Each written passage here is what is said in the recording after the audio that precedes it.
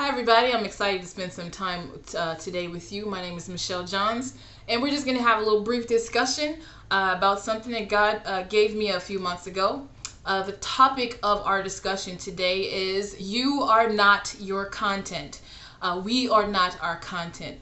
So, first off, let's begin by defining what content means. I got two definitions from Webster. One definition is topics or matter treated in a written work or something contained. Now, before we get too deep into this, I'd like to start with a quote that I heard in a show that I just binge watched. It was really good. It's called We Hunt Together. And the scene has two cops, a male and a female cop.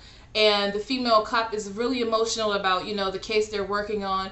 And she's like, hey, why aren't you upset about these murders that are happening? And she said, aren't you angry at what's going on, at what's happening? He said no. And the scene was in his garage, and he began to tell the story about the time he was looking for his keys. While he was looking for his keys, he had a kind of like a break. He just destroyed everything in the garage. And then he said, this is what he quoted, "Once I found the key, my anger and frustration evaporated. What people know about the brain, you could fit into a postage stamp. I've had some great emotional and financial advantages in life, and I think I'm a very secure and rational human being. And yet, one tiny setback and I completely lost control. I was amazed at the effect and impact one moment of frustration caused me. Now imagine 50 setbacks a day or 1,000 since the day you were born, and combine that with a brain you did not choose or a start in life you had no control over. We are a combination of both nurture and nature, and that is all we are. No you or I, no decisions or choices, just chemicals and geography. I do not get angry because I don't believe the person who did it had any control over their actions. Why? Because they are human beings. Because every decision we make is preceded by thousands of tiny factors that are completely beyond our control. And when we do finally arrive at the moment of a decision, our actual conscious role in the process, it pales in mathematical insignificance. So I really liked what he said there. I liked his quote, and we're going to talk a little bit about that as well. I want to walk you through my journey to show you how I arrived at the most compassionate mantra from my experiences. We are not our content. I first heard this while in meditation and listening to Siddha Guru, one of my favorite speakers. What I noticed about accountability and content is this. God is not necessarily per se a deliverance-focused God. Deliverance is for slaves, but that's another message. He's been a content manager, okay? Over time, God has significantly shifted my perspective on the uncomfortable things I've experienced in life. Growing up, I was taught that vengeance is mine, saith the Lord. And as a result, I walked through life believing that everybody who hurt me or did me wrong would be punished. However, this was to my detriment. This thinking was to my detriment. And I realized that I could not afford vengeance. It was just too expensive. The cost was too great. And that's why I believe that it says that vengeance is mine, saith the Lord, because God can handle it. Now, what also helped me years later is the movie The Shack. I love that movie. When the father Mac was confronted by Wisdom, and Wisdom is an actual character in the story, I could feel the intensity and passion in his voice. Wisdom asked him what the verdict should be for the man who killed his daughter. And like all of us would definitely respond, Mac said he deserves to die. Now, Wisdom then proceeded to show Mac his children. They had done so many bad things that he was unaware of that were punishable, and Wisdom then turned around and asked him, Mac the father, so which child should I choose to destroy? Mac immediately described all their good qualities in a panic, and he pleaded and begged for Wisdom to take him instead of his children, even though they were found guilty. Wisdom then took Mac through a series of events that the man who killed his daughter, and it displayed the abuse that he had to endure from his father, and then the abuse that his father's father gave to his dad, and so forth and so on.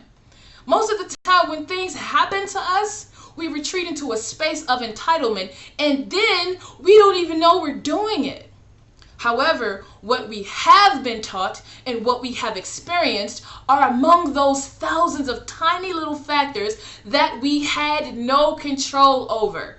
Now let's take a look at the story of Joseph and his brothers.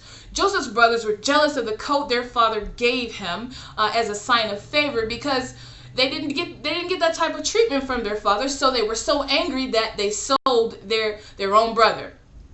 But can you imagine the disposition of Joseph's brothers, the older ones, watching Joseph get all this attention, watching Joseph get all this affection that they didn't even know was there? And this enraged them, so they tricked him and sold him as a slave. Unfortunately, people with the most authentic connections with God are envied by the folks who don't even want to put in the time and energy to connect on a deeper level with and to God. Nevertheless, Joseph reacted. He screamed. He cried hysterically when his brothers sold him. He was in despair.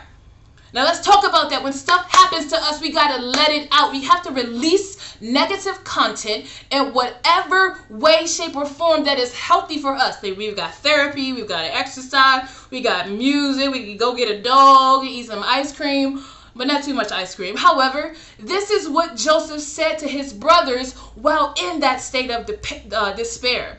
Genesis 45:5 says, "And now do not be grieved." This is Joseph talking to his brothers. "Nor angry with yourselves that you sold me here, for God sent me before you to preserve life." Can you see his perspective? Even in pain. For these 2 years the famine has been in the land, and there are still 5 years in which there will be no plowing or no harvest.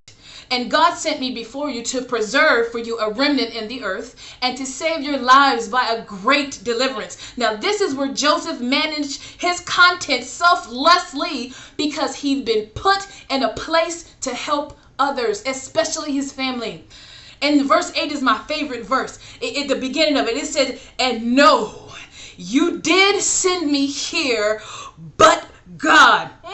My Lord, here is where the antidote for becoming your content is visible. Now, Dr. Charles Stanley says, your response to a storm is determined by several things. One, which is our view of God.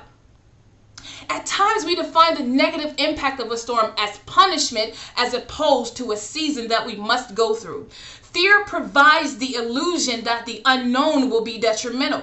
So that's why perspective is so important. What we have to do is realize that when we're far away from an object, our perspective is a little off. You might your mind tries to collect information of things that you've seen previously to identify what it is you're going towards, and that takes your focus off of the direction you're supposed to be going in towards destiny. Thus, it prevents us from walking through a storm because we fear we can't handle what's on the other side. Now, Miles Monroe says, a storm is a message from God about what he thinks of you.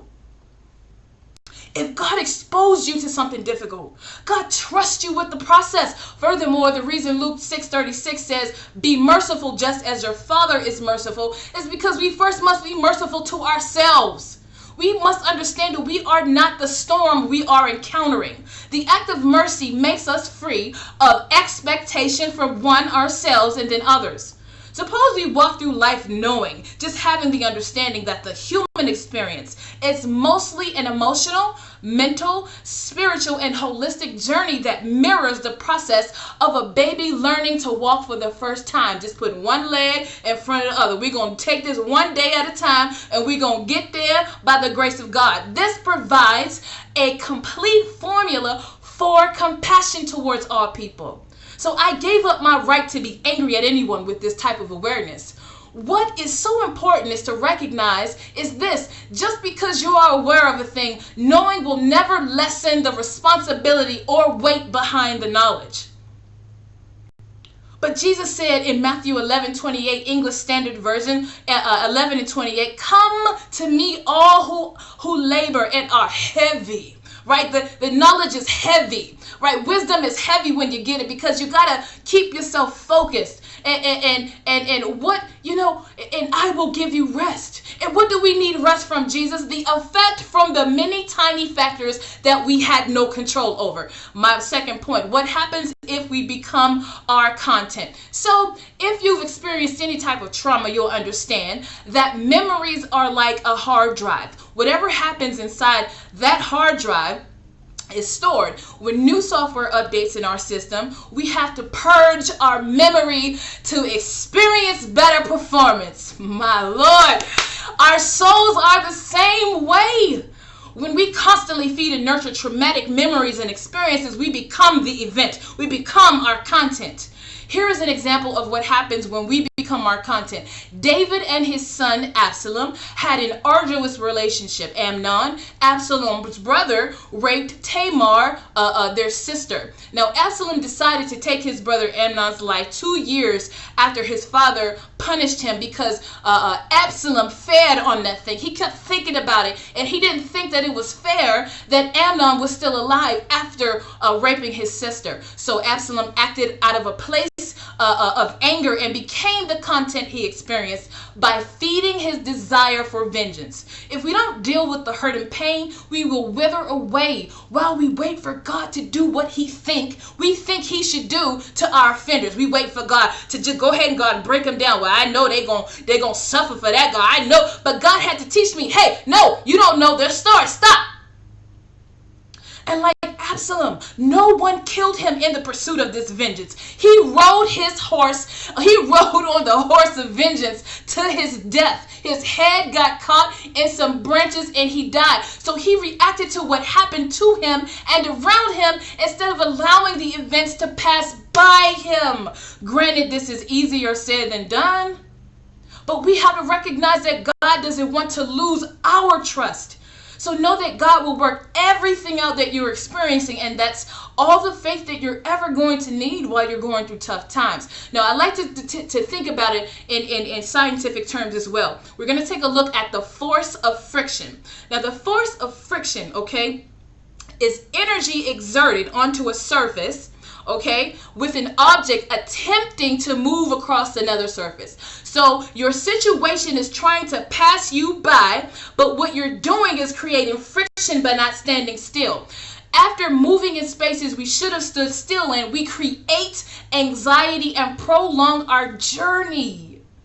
All along, the Lord is in the bottom of the boat, sound asleep, saying, I don't know why you're worried. I don't know what's going on up there. I don't know why you're fretting, because I'm here. And if I'm here with you, I'm going to make sure that you're okay, because you are a part of me, and I will never let anything destroy myself. So the onset of anxiety is an indication of misaligned perception during a difficult situation. We've got to ask God to anoint our perspective into alignment within context to the content we are experiencing. And remember, God will preserve us in all things. Always, because you are the expression of God. Psalms 41:2 says, the Lord will protect him and give him and keep him alive, and he shall be called blessed upon the earth, and will not give him over to the desires, not to just his enemies, but the desires of his enemies. Psalm 66:9 says, who keeps us in life and does not allow our feet to slip? Proverbs 2:11 says, discretion will guard you, understanding will watch over you. Now you need content to obtain discretion and understanding so you can be kept. All right, my last and final point. All right, how to experience content without impact. Okay, how to let that thing just go by you. Yep, I see it. All right, well, praise the Lord. I guess, maybe I just supposed to learn something today, but praise the Lord, Jesus, right? So here's the thing. God told me a few years ago, he was like, hey, Michelle, all I need you to do is I need you to identify the symptom and treat it. I was like, wait, what? What are you saying? Like, that's what he does. He's just like, what? Okay. So, and then he explained it over time and through experiences. He said, Michelle, you've got to find out how you feel within the content you're experiencing and treat those feelings. Treat that fear. Treat that anxiety. Treat that depression, because guess what? It ain't going to last always. It's going to go by real quick, and before you know it, you'll realize that I will always provide a balm for your symptom. God teaches us how to manage ourselves within our storms. He will never shelter us from the wisdom acquired as a result of endurance in tough seasons. God won't rob us of the content we need by making sure we always exist in the bliss of a perpetual sunny sky and perfect weather. You've got to treat the symptoms from a situation instead of actively inserting ourselves in things we were never chose to participate in the first place. If it is cold in a situation, cover yourself. If you are angry in a situation, go find somewhere to cool off. Also understand that needless suffering does not equate to holiness. Hope becomes active once we realize that the content changes constantly, like seasons. This mindset will ensure that you enjoy everything, that you are content in all things throughout your journey. And it just might help you look forward to the big revelation that God is waiting to explode after you are patient. Joseph's destiny and journey were not easy, but what's amazing about Joseph was his response. And this is the thing.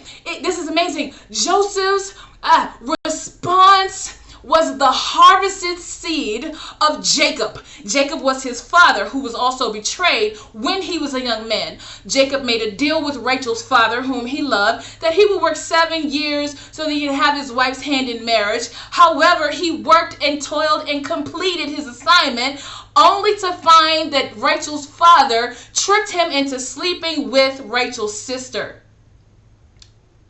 on his wedding night.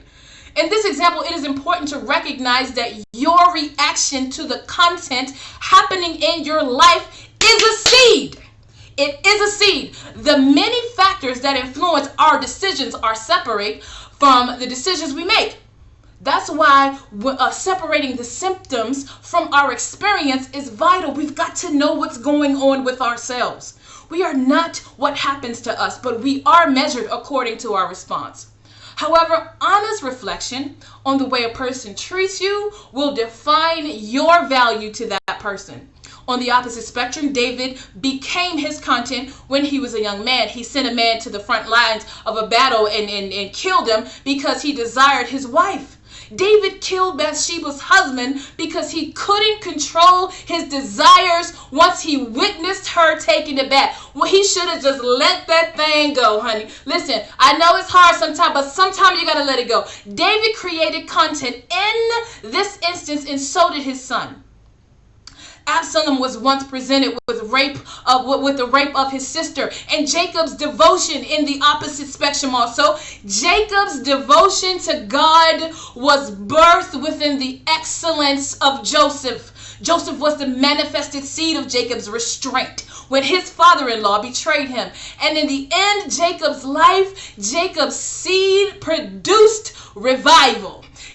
Jacob was sick, and he was just getting old, and he was just weary. And then once he heard that Joseph was alive, his life was revived instantly. Restoration from all that was done to him, because Joseph's response to his own content produced that. And because Joseph valued God the same way his father did, Joseph responded with compassion for his brothers. Furthermore, Jacob became the father of many nations because he endured and passed the test. Now, Joseph's brothers knew they'd hurt him. They heard him scream, but they didn't apologize. They didn't change. Y'all won't have to stop waiting on folks to apologize, because if they don't, that's all right. Keep moving. Let that thing pass you and learn from the experience. His brothers were envious not only of the favor and treatment of their fathers towards Joseph, but they were envious of Joseph's proximity to the father. Now, Joseph was strong enough and capable of enduring this content because his father's love and because of his father's love and connection to him. Joseph had a relationship with Jacob, and I believe that the recognition of love from a father is the beginning of self-sufficient confidence. In my experience, the lack of affirmation from a father contaminates a person's values of a God. Consequently, Joseph's brothers were never given the capacity to experience all of whom Joseph was, because Jacob didn't favor them as he did Joseph. But however hard the journey, it was necessary for both Jacob and Joseph. His brothers couldn't accept him also because they were not kings or rulers. Y'all looking for validation, confirmation from folks who ain't even equipped to handle the weight of knowledge that you have, to handle the weight of glory that God has put on you. You're going to be in front of kings and rulers. Stop wasting time on folks that can't even interpret what you say. Joseph was overqualified for acceptance from his brothers, but he still longed for it. You still got to let that thing go by. You are not your content. Once Joseph walked through his content, he ran into his brothers again, y'all. But this time, they didn't recognize him because he disguised himself just to find out who they'd become. And once Joseph saw that his brothers had changed, the first thing he did, y'all, the first thing, I'm about to cry. The first thing he did to his brothers, he didn't chastise them. He didn't gawk at them. He didn't say, you did me wrong. You did this wrong. What he did is he clothed them. My Lord, he gave them extra garments, and then he sent them home with livestock from a supply that wasn't even from him to bless their land and their home. But should be sure to note that Joseph tested his brothers to see if they were worthy of him. And there is nothing wrong with that. There is nothing wrong with having standards to ensure that you are loved and that what you give out is reciprocated. If our decisions are significantly impacted by thousands of events we had no control over, we should never take what anyone says or does to us personally. People will speak ill of you because they will never be who you are, and you aren't going to be who they are. You're not supposed to be. Because of this disparity, however, people will mislabel you based off their own perception because of the impact your light has on their insecurities. Oh, let me tell you how I know about being labeled unworthy of my gifts. I've been labeled as being unworthy of God because I'm queer. I've been labeled as unworthy to preach because I don't have nobody's certifications. I haven't gone through the same process everybody else has, but I've gone through my God process, and God anoints whomever he wants to. I won't stop being anointed because a person disagrees with my process. I won't ever stop being effective because what I accomplish doesn't fit the criteria of what worthy means to other people. God ordained who I am from the beginning of time, just like he did you as well. And Joseph, the only thing necessary to be used of God is to have, in a great way, is to have a pure heart. Joseph had a pure heart towards his father, and that was the source of envy for his brothers. It took me some time to get to this point because I realized that I am worthy due to my proximity to God. Joseph didn't have favor because he was perfect. Joseph had favor because he loved his father.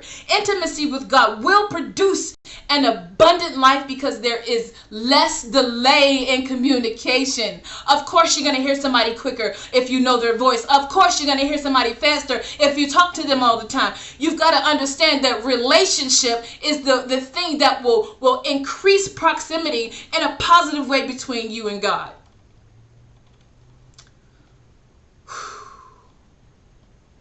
Finally, like Joseph, you will have the opportunity to test the spaces and people whose content have harmed you.